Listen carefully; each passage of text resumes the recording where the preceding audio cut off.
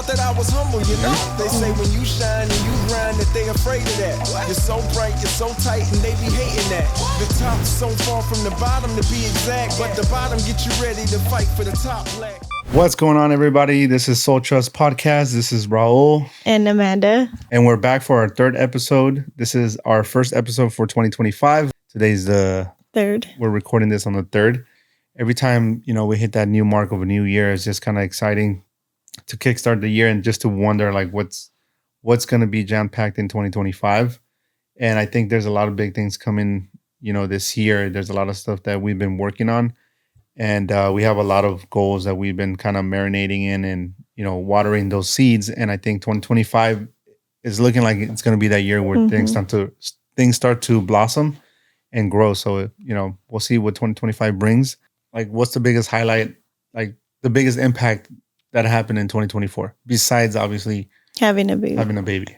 I think it was the start of us traveling for work, going to different cities. And I was also doing hair assisting. So that was like super exciting for me. It was really fun. I enjoyed that journey, waking up early in the morning, traveling. That was fun.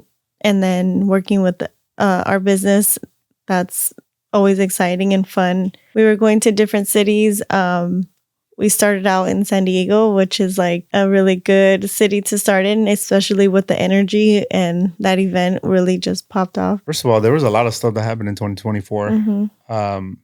We did kickstart, kind of working together and doing different things, which was, really fun because it was like a new chapter where we kind of aligned and started figuring out something that we could both kind of do together, which has been like one of our goals for a while. So we kind of found like the right spot or like the right sauce. And then at the same time, it's like, then we had to put that on pause because then.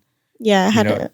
So our oldest was actually going with you. So Nala was working with you in replace of me with some events. So it was also like, as a mom, it was like, and a wife, it was like nice to see her going to work with you and then, developing her character and her work ethic, and also to see like, hey, this is what mom and dad do. It was like eye-opening for her too. Yeah. And it was a good experience for her to kind of get out and kind of see a whole different world because she never was there to see that. Like, what do you do? So she kind of got to see. Yeah, she did go with me on a couple projects. Yeah, it's because the kids are really young. And then with her, she's into her teenage years. So, like, imagine how cool that is if you were to be a teenager and see your parents work in social media. Like, you're like, what the heck is this is a real job? Yeah, that's fun. I could only imagine me being a teenager doing that with like one of my parents. That would have been super cool. Well, low key, you did. Because your mom was a photographer with that big old in the quinceañeras. She's like, his mom was like, I had all of my kids on the table at a quinceañera or a wedding or whatever. And this is where my beautiful husband gets this talent from, probably his mom. But she's like, I used to have the big camcorder and she used to record the whole entire event. And that's what's a trip too, because, I didn't start thinking about that until like a little after I was already starting to do camera work. And then I stopped and I thought about it. I was like, wait a minute, my mom used to record weddings and stuff like that. So I'm like, that's kind of low key where I got that, maybe that love for camera without even realizing that, as a kid, I remember seeing that where she would have that big old camera right here. Man, and it's crazy just to think like an iPhone is, the quality of an iPhone is even better than this big old camera she used to carry. But even then, that's kind of interesting because she did that. And then my older brother, he was into kind of making movies too. He made like a little short film when he was in high school. And I remember when he was in school, he invited me over. And again, those are like those experiences kind of like when, Nala came with us or came with me. To film because she gets that experience of like, doing some camera work in a sense because I would give her the camera or something. I'll tell her to record. But my brother took me to his high school when I was like in middle school. And I got to see the whole studio of everybody recording. I got to see like the lab where all the computers were, like the editing, and then how they would make certain sound effects. And I remember one time they asked me to make a sound effect of like me falling off a building or something. Mhm. And as a kid, being, really small at that time, that was like a fun experience. And I'm like, wait, what do you want me to do? Oh, you want me to pretend that I'm falling off a building? So you do like a kind of like, you're kind of fading away. And I was like, yeah, that was fun. That was like a good experience. But my older brother also did get into like that filming side of things too. So I just think it just kind of grew on me, and I guess it's just been still something that's growing in me, and I just fall more and more in love with it, and I'm still learning. There's a lot, to learn, Mhm. and I've been around some pretty well and experienced videographers, and they always communicate that the learning never stops, and that's kind of exciting too, because I mean that it's like how much more can you learn? I just love to learn, and then just kind of being put to the test. So I just have a big love for videography and, just kind of learning everything. But it's really interesting to see how my family kind of has done that. Mhm. But yeah, being able to have my daughter to kind of join me on that was fun. But even in 2024, it was a blast when you were joining into, and it's only a matter of time before you get to jump back in. I know. And I think we have like that perfect dual um, skill set where when we're working together, like I bring something to the table and you bring this whole other side to it too, and we kind of spark each other up. And I think we're like the perfect duo, because where I lack, it's like where you bring in that other side that I'm like, sometimes I need like that little extra bit that I'm Nudge, missing, yeah. and then you'll come in and you'll bring it up, and I'm like, oh, perfect, hell yeah, let's go. So Well, we were just talking about this like a couple days ago, where we were talking about just the craft of podcasting, and how like one person has to have like the mathematics down, and one person has to have like the like infinity creativity and like that whole side of things.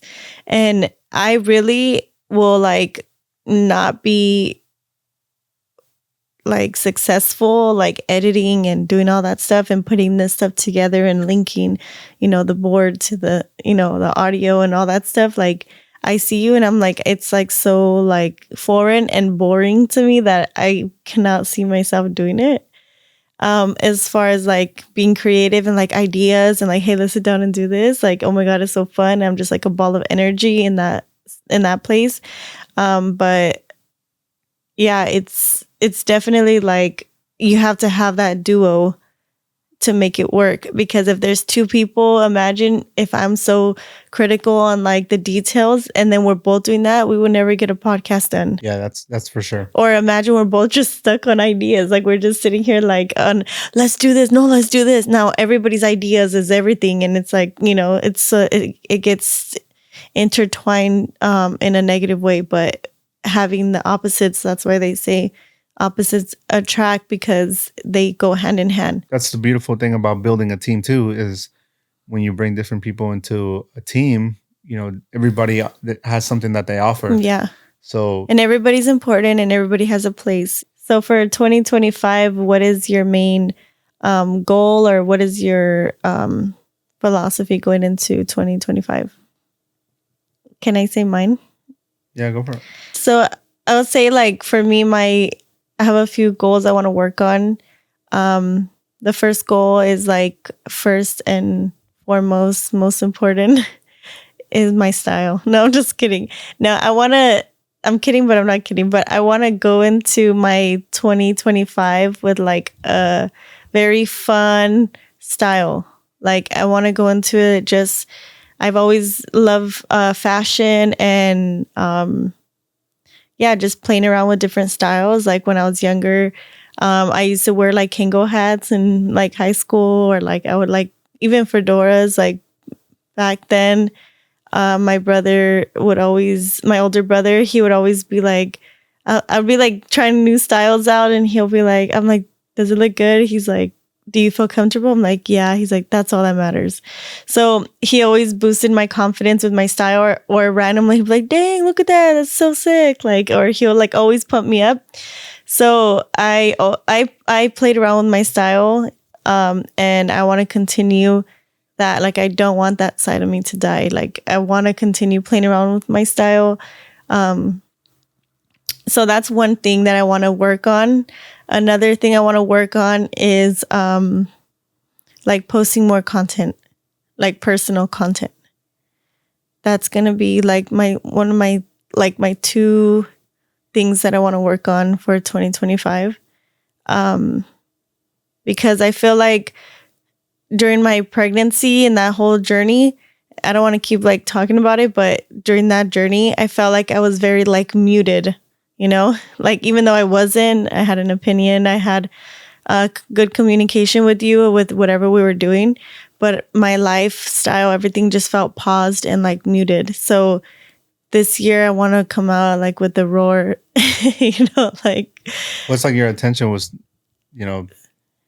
Yeah, and the Focus on baby's 4 months, so it's not like she's super big still. Like I have to be very attentive to my baby and my other kids, and I learned a lot of patience in 2024, so I get to carry that badge on my belt, you know, and kind of be patient with like myself and all the other stuff. But yeah, what is your goal? Well, you missed one of the questions. The other part was my philosophy.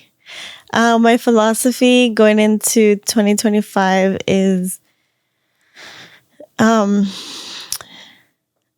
guess my philosophy going into 2025 would be just have fun and like take a chill pill, like just chill out.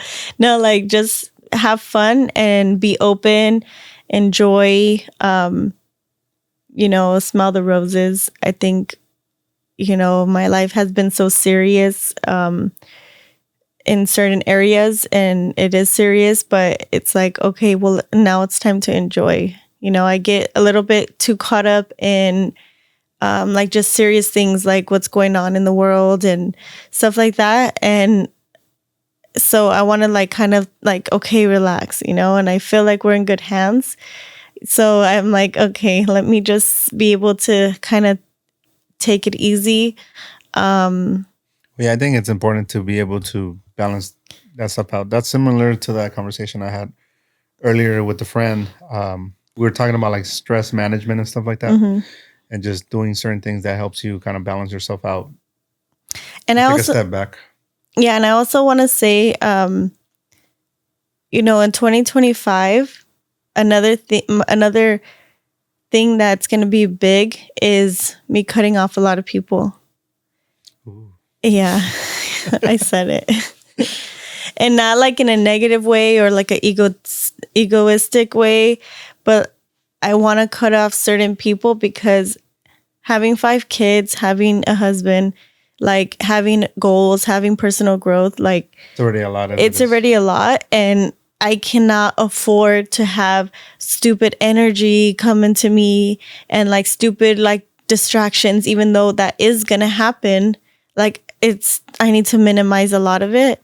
And I also want to bring closer like people that are for me. Like I have so many great friends that I kind of like push to the side because I'm like, I don't want to bring my energy into that person, or I just don't want to like, I don't know. I'm just like not there. I don't want to socialize for whatever. I'm tired. I'm exhausted. I don't want to socialize. So yeah, because there's a lot to handle. So imagine like if I'm already drained and tired, you know, with the load that I have, and then like I have to have a conversation or somebody bombards me with the conversation of like weight and heaviness. It's like I'm very sensitive still.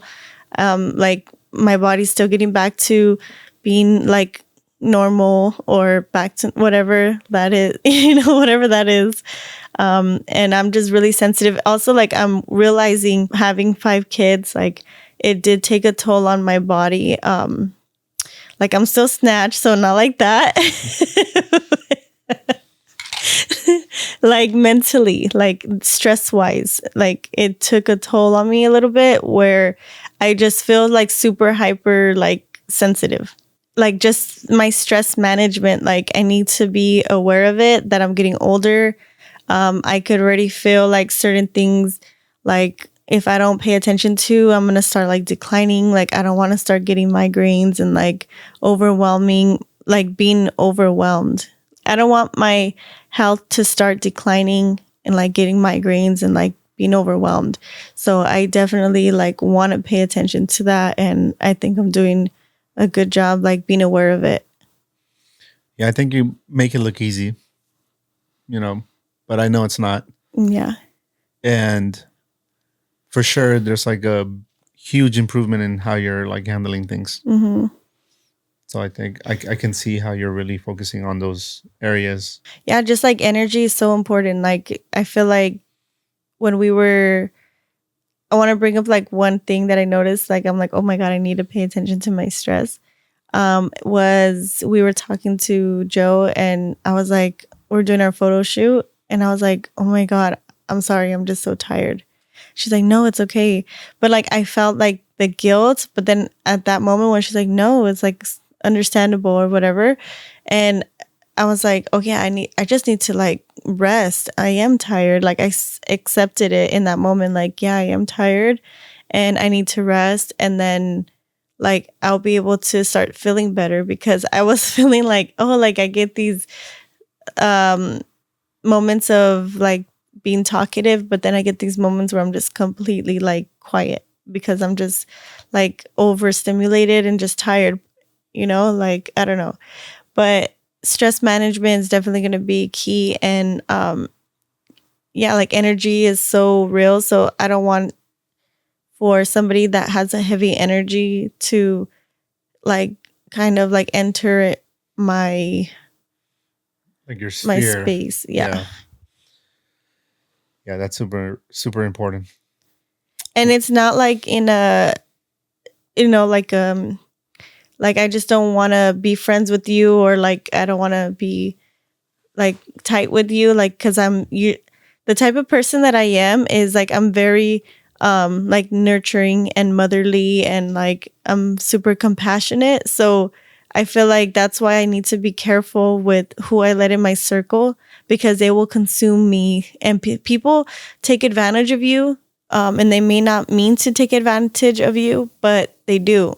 And it's like the saying, they only get as much as you give them, right? So like I feel bad like cutting people off, or like even in a conversation or whatever it is. And that's again where you kind of balance me, because you are not afraid to be like, hey, I gotta go to work, hey, no, I gotta do this, or like almost to a default. But yeah, that's my second nature. I just cut people off in the middle of something because I'm like, oh, okay, we're not going anywhere with this. I'm done. I don't want to sit here, and because I've always kind of protected my own space, and my mind is always running. So like, if it's just something that's just not, it's overwhelming you. well, not necessarily overwhelming me, but it's like I'm just not interested. Like I just don't care. like most of the time I'm able to like just kind of entertain myself in my own head with whatever it is I'm thinking about. So like if somebody's just talking about something, or just kind of they said the same thing and they're just kind of saying it again, I'm just like, you already lost me. But it's so funny because that's literally me and my family. We literally could be on, I could have the same conversation in 5 different ways in the same day. Yeah, I can. I'm like, I already heard this. I don't want to hear you're it on again. to the next. I'm done. Yeah. Yeah, that's funny. I'm like, but I didn't say this part. And it was just a little tiny detail that I left out. But no, I mean, I think we're off to a great start this year, and I feel thankful. I feel like a superwoman. This is my cape. I feel like a superwoman because I had 5 kids, and we have goals, and we have a future that's bright, and I'm thankful for our journey and the lessons that we learned. We'll go back to the questions was well, what is your goal and your philosophy behind it? So for me, I think it's the same thing. My goals are to continue to keep expanding in my craft and my skill set, with videography and everything that I'm doing, my editing. But more importantly, this year is more of like the business side of it. I'm pushing a lot of different things on the business side, and at the same time, I'm still pushing all these other things that I'm still learning. But business is going to be like that key one that I'm really focusing on. Mm-hmm. Like I'm learning about business credit. I'm learning a lot about marketing. I'm learning a lot of different things when it comes to the business side. So my goal is to continue to keep expanding that and creating systems that help me expand my business, and at the same time being able to help other businesses, which is what I'm focused on. You know, running like a basically media marketing agency. And so that's one of my biggest goals for the year, is to continue to keep growing that, and also to build my personal brand, because you know we both have came to grips with how important personal brand is. Right. So working on my own personal brand as well, I feel like there's a lot of times where I could be shooting personal content and I don't. Like I do content for everybody else, Right. but I don't do content for myself. Like it doesn't make sense. Mm-hmm. So I want to kind of start inviting everybody into my world and what I do all the time, and what a better way than doing personal content, and just helping myself brand more at the same time while I'm expanding to help others brand themselves more, and you know, with their marketing and their business. But that's one of the big ones. As far as the philosophy side, I'm not really sure how to answer that. It's like, what is your mind frame? Like, what is your thoughts? Like, what is going to be like, it's kind of like a mantra. Like, what are you going to tell yourself for the next year? Like, what are you going to, like, what is your quote for, what is your quote for 2025? I think I guess my philosophy behind it is going to be to not get in the way of myself. I think that's like the biggest thing is this year is not to allow myself to get in the way of myself, because I feel like many of us tend to do that, and I Mm-hmm. think this year is like one of those, like I'm not going to let myself get in the way of myself by, you know, if I set myself a goal, like I'm going to do that goal. Like I'm not going to let myself talk myself out of it. Mm-hmm. If I say, just like today, you know, if I say today we're going to record an episode, we're getting that episode done one way or another. Like I'm not going to let myself find a reason or anything to get in the way of it. Mm-hmm. It's just I'm just going to be like a bulldozer and just Let's just get do it. straight to it. Yeah. So content is one of those as well. I'm just trying to figure out right now what form of content or what approach I want to take. And so I'm still kind of formulating that. But as soon as I get that formula down, it's like I'm just gonna start just pumping that out, Mm-hmm. you know. And so for me, I guess that's the biggest thing. My philosophy, in a sense, is to set my goals and actually just execute them, because I feel like I'm even more hyper focused this year than the year before. Mm-hmm. I think I'm a lot more aware of where I want to be heading, and so that's my mind frame, is just to knock things out of my list, Mm-hmm. set those goals and then just meet them, so I could just continue to keep stacking on top of those wins. And this year I'm just trying to triple down on everything that I've been doing. So last year was like a good run, Yeah. and I improved a lot, but this year Mm-hmm. is just like let's triple that, and Mm-hmm. let's take things to a whole nother level.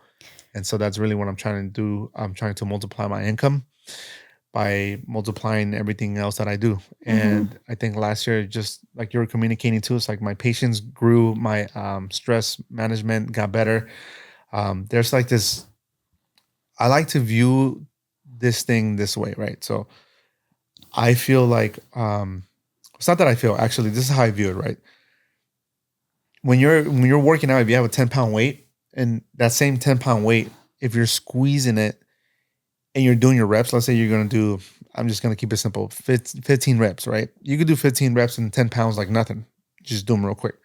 But if you start to squeeze your hand real tight, you know, you're going to feel that burn a lot more when there's no need for it, right? Unless you're really trying to put yourself through that strain.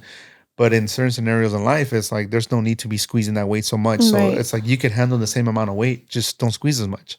So I relate that to stress management, because I feel like there's times where people are squeezing too hard for no reason, Mm-hmm. and you're just stressing yourself out and wearing yourself out. So if you just do the reps, you're you're going to be able to do a lot more without, you know, overstressing yourself or wearing yourself out. So I think that's something that I learned in 2024. And now that I have that, it's like I'm capable of doing a lot more. So I'm looking forward to grabbing all that extra energy and then just using that to continue to multiply everything else that I'm doing. Yeah. And so I think for 2025, that's basically what I'm looking to do, is just to not get in the way of myself. It, like you said, it's already easy for me to not let other people get in the way of me. Yeah. So I realize like the one person that gets in the way of me is me. Hmm. So that's one of the biggest things I'm going to be changing in this year is not letting myself get in the way. And I think like it's important to say um, and bring this to attention that when you're aligned with like your family, well, first of all, with God, with your family, with your goals, and like it's like I'm speaking for a family, like a husband and wife, kid situation. When you have those in line, God, family, work ethic, like those three is like you have to have all of them. Like you have to work on those individually, and then it's like you have to work on those individually, and then it becomes like a rolling ball that just keeps getting bigger and bigger and bigger.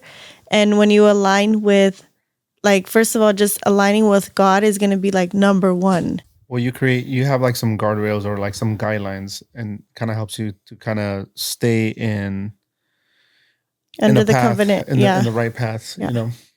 But what I find really funny when people pray is just that when you pray for something, it's just like, be careful what you're praying for. Almost, it's like, when people say, "Oh, I want a bigger house," or they pray for patience or things like that. Like, the funny part of it all is that what you end up getting sometimes is you're gonna be challenged, Hmm. and Yeah. in order for you to obviously have like a bigger home or have anything that you're praying for, or some people may be, "Oh, I want a new car," or whatever it Hmm. is. Like, well, that comes with a price. It Right. doesn't just magically appear like, here you go. Like, in order for you to be able to sustain something like that, or at that level, it's like that means you're gonna have to level up. Hmm. And then so sometimes those prayers come in challenges that help you mold and build to get to that level that you're asking for. The most important thing is you want to make sure you're enjoying the journey and the challenges while you're going through them, because realistically life is all about challenges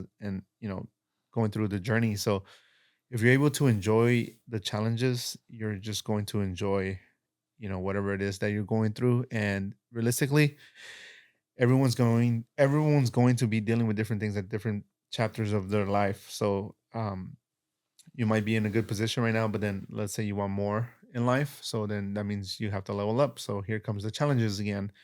Or maybe you have a smooth time where things are good, but I mean, life is just always going to hit you from out of nowhere, and it's going to hit you with different challenges. So you just have to be able to embrace them. And I just tend to smile a little bit when stuff is going on, and I just choose to look at the bright side and think about, like, okay, well, if we're in this right now, that means something good is coming after this, because Hmm. that's just how life is. So And that's something like my dad taught me early on, um, was every time there's a challenge, that means that every time you're going through a challenge, that means like there's a big pot of gold at the end of it. Like there's always a blessing. There's a blessing at the end of that challenge, whatever that is for you. as long as you're willing to learn the lesson, because if you don't learn the Yes, that's the lesson, key.